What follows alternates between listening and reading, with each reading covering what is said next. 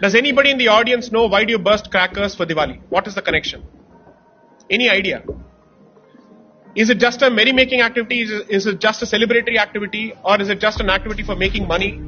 Why do you burst crackers? What is the nexus? So here's the sequence. What comes before Diwali? You have the Shraddha period, the Mahalaya Paksh. Then you have Diwali. And then it comes the Kartika Masam, correct? Here's the understanding. And you will find parallels to this structure or to this tradition even in China.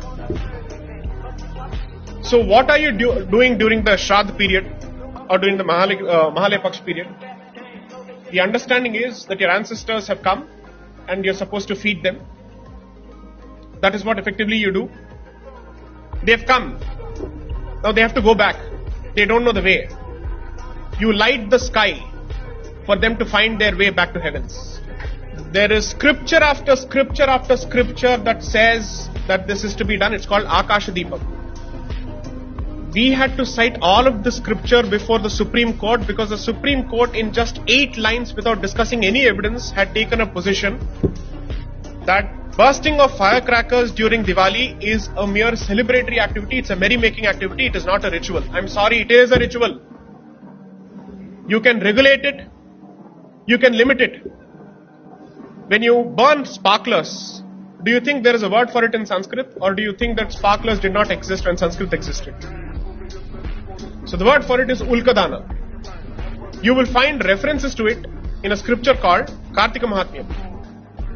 And in multiple documents they have recorded this over and over and over again. Britishers have written, Indians have written, our scriptures say so. But we don't know. If somebody had approached the Supreme Court representing the rights of the Hindu community and other communities, there are any number of variants for Diwali. The Sikhs actually celebrate it as the Bandi Chhod Divas. That has a specific history. The Jains have a specific variant. Is it a coincidence that all these communities celebrate Diwali in one way or the other around the same period of time? Surely it's not coincidence. There must be something common to all of this. So considering all of this, what does it tell you? Your ignorance with respect to your own traditions is going to be used against you to humiliate you, to shame you, to call you a patriarch, to call you a chauvinist, to call you whatnot, until a point comes where you have decided to give up your identity altogether.